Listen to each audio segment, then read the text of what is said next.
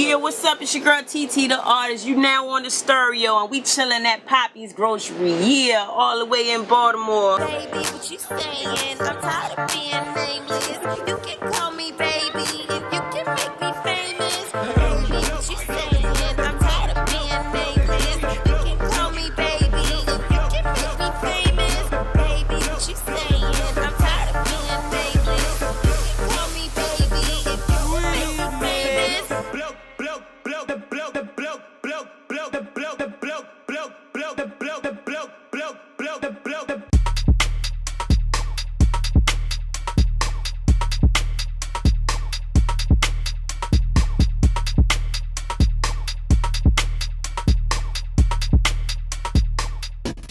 A lot of people don't know that I'm actually a, fine artist at heart. I attended the Maryland Institute College of Art, MICA, in Baltimore, Maryland. Originally from Fort Lauderdale, Florida. So MICA was kind of my first welcome to Baltimore City. I felt like I was kind of in a bubble because you're surrounded by all these artists, but you kind of don't know what's going on outside of that world. This area is Station North area.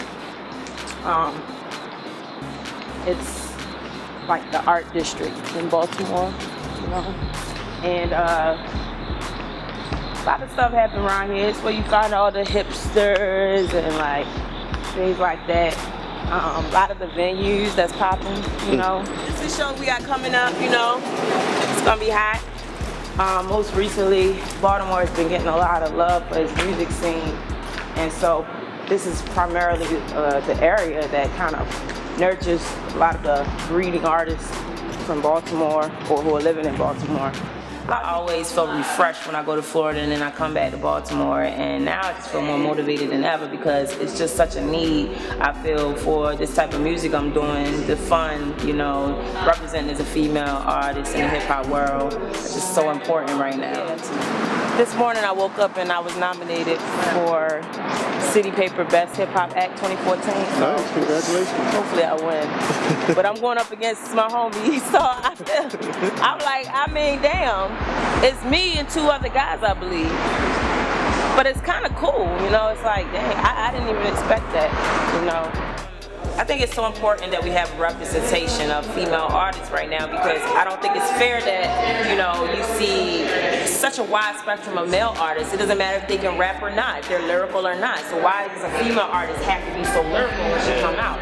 Why can't she just be on some ratchet, gangsta gutter stuff if she wants? Why does she have to fit a certain pretty mold? Why can't she be the female Gucci or just in her own right be her?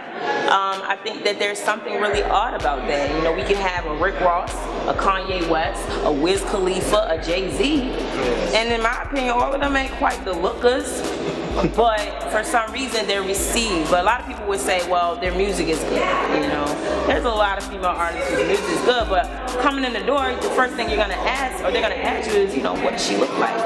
And if you come in there and you look like Rick Ross, it's gonna be a hard sell to an industry that's, in the female and in America and in the world, there's a certain mold you need to fit to sell records as a female artist. So that's why I say it's important to focus on your music.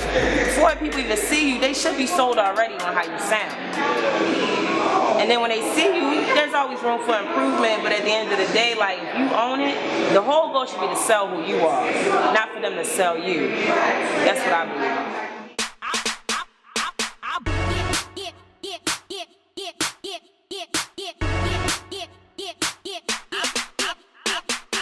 My definition of art is just expression. Whatever you decide, however you decide to express yourself. A lot of people have this idea that it has to be this overworked masterpiece. The idea of drawing is just about mark making a mark. To me, art represents your freedom to create and express. So whether you are a poet, a video director, a photographer, whether you just are out in the streets doing performance art, it's all about expressing and having a message, a statement behind what you express. And that message could be as superficial or as conscious as you would like, but it's all art.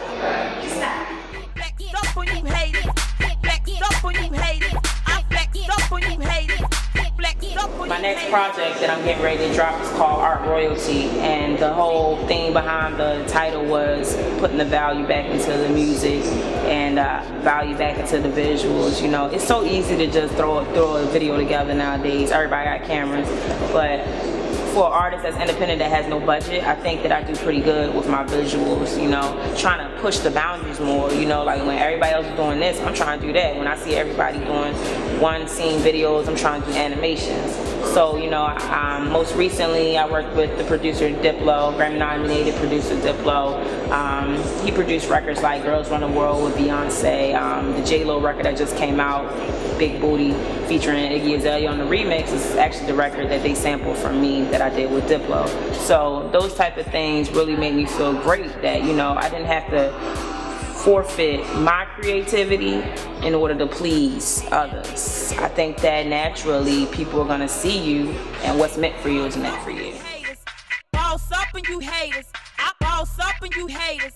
Boss up and you haters. I feel like, you know, maybe my journey has been a little slow because I have not been selfish.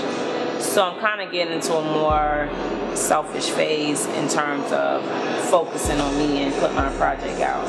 So I'm really excited about this new phase in my career, and I'm ready to put the music out there now officially, because up until now I've just kind of been doing a lot of features and collaborations. So right now is that time. I think everything's warmed up, and now it's time to deliver that product. And I think it is going to be very well received because Art Royalty is like a fusion of hip hop, EDM, Baltimore club, pop, all in one thing. And the challenge was, how do you create a body of work where it doesn't seem all over the place and it's still cohesive? Yeah. So I think that Art Royalty will be something that's expected but unexpected. You know, it's going to get you moving, but it's also going to hit you like, wow, you know, the production quality is really good considering you're an independent artist. You know, I have some great producers on there. I'm working with Mighty Mark, of course, who's like a newcomer to the Baltimore club movement. Thunderbird Juicebox, another Baltimore club EM producer. I got a friend of mine, Rebecca Bounge, man, beast. She's a triple threat, like producer, songwriter, singer. Awesome. And hopefully that will trigger more production from other producers to work with me. I got another track with my producer named Devin. It's called Fly Girl. We're gonna start a Fly Girl movement. That's all about positive women power. You know, a lot of people know me for my raunchy club stuff, and I feel like there's nothing wrong with that. Like, I should be able to say whatever I want on the track. If it's about me expressing my sexual freedom, let me do that. That doesn't make me any less of a conscious artist, because then I'll hit you with a record like Fly Girl that's really universal and marketable. So, you know, all I can say is it's going to be, I think, a very great, well-blended record. Yeah, it's your girl TT the artist. Shout out to my whole crew, everybody that's holding me down. Make sure y'all stay tuned for Art Royalty, the EP coming soon. Make sure you follow me on Instagram at TT the artist, and check out all my latest at tttheartist.com. Yeah.